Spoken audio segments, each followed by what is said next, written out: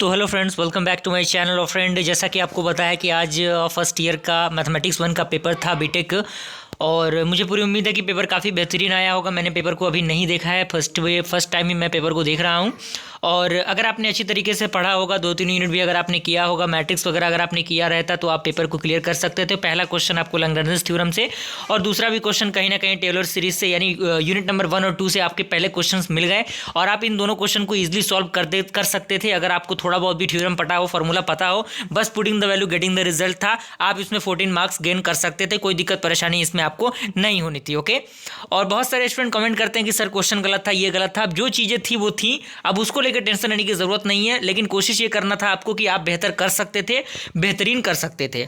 अगला क्वेश्चन आपका पूछा गया है कि estimate the extreme value of the function, यानी इस फंक्शन के आपको एक्सट्रीम वैल्यूज फाइंड आउट करने थे। तो हो सकता है कि ये क्वेश्चन आपको समझ में ना आए, सेकंड क्वेश्चन भी आपको समझ में ना आए, यानी क्वेश्चन नंबर 2 मान लीजिए आपको समझ में नहीं आया, लेकिन आपने पहला क्वेश्चन सॉल्व कर लिया है, 14 मार्क्स आपके हाथ में है।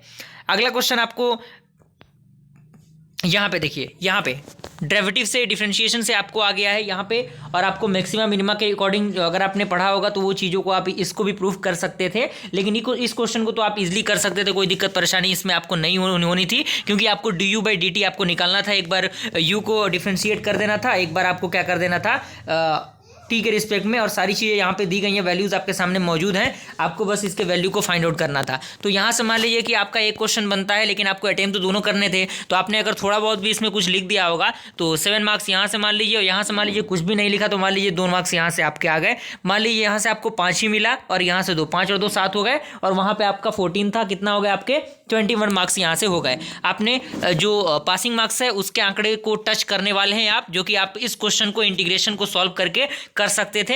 कुछ नहीं करना था, चेंज ऑफ ऑर्डर के अकॉर्डिंग आपको सॉल्व करना था। और ये तो आपको बीटा गामा फंक्शन के अकॉर्डिंग आ ही गया क्वेश्चन, जो कि डायरेक्टली बीटा गामा फंक्शन के अकॉर्डिंग आया। डायरेक्टली फॉर्मूला को अप्लाई कीजिए, वैल्यूज को पुट कीजिए और आंसर को प्राप्त कीजिए।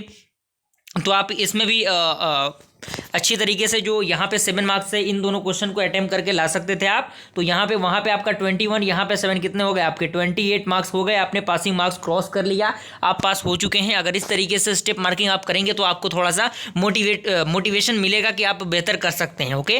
तो बिल्कुल घबराने की जरूरत नहीं, पेपर काफ़ी बेहतरीन था। टेस्ट सीरीज था, यहाँ पे आप देख सकते हैं, फ्यूरियर सीरीज था, मैंने आपको बताया था। और ये बीटा गामा फंक्शन आपको थोड़ा सा सॉल्व करना था, ये सारी चीज़ें हैं। और मैट्रिक्स तो मैंने बताया था कि नॉर्मल फॉर्म के अकॉर्डिंग मैट्रिक्स को सॉल्व करना आता ही आता है। 100% ये सवाल आता है, तो वही सवाल आपके सामने मौजूद है। नॉर्मल फॉर्म के अकॉर्डिंग आपको मैट्रिक्स को सॉल्व करना था, इसके रैंक को आपको फाइंड आउट करना था। तो मुझे पूरी उम्मीद है कि आप इसमें 7 मार्क्स तो इजीली ला सकते थे। तो पासिंग मार्क्स से भी आप बेहतर स्कोर की तरफ बढ़ रहे हैं। 7 का ए आपको बना लेना है, और बी भी आप बना सकते थे। इसके इन्वर्स को आपको निकालना है by the help of elementary row transformation, यानी रो में आपको ऑपरेशन अप्लाई करके इसका इन्वर्स निकालना था। ओके। तो पूरी उम्मीद है कि आपने किया होगा। अगर आप हमारे वीडियो सीरीज को भी देख लेते थे तो आपके लिए बेहतर हो सकता था। अगर आपने नहीं देखा तो कहीं ना कहीं ये आपके लिए एक विचार का विषय है।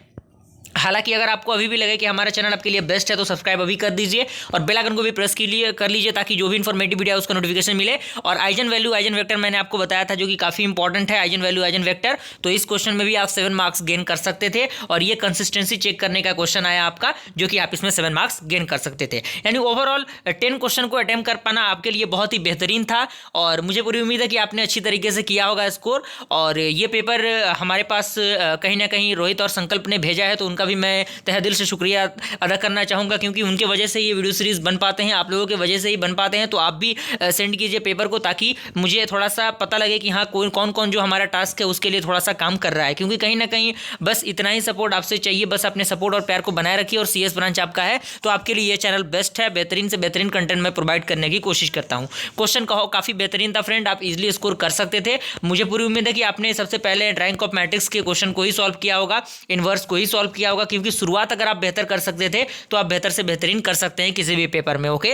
अगले पेपर का रिगार्डिंग वीडियो सीरीज आएगा, घबराने की जरूरत नहीं है। जल्द से जल्द कोशिश कीजिए कि हमारा सब्सक्राइबर जो है वो 10 के फैमिली को क्रॉस करे, ताकि चीज़ें और भी बेहतरीन से बेहतरीन मैं प्रोवाइड कर सकूं। मिलते हैं अगले वीडियो में, तब तक के लिए थैंक यू।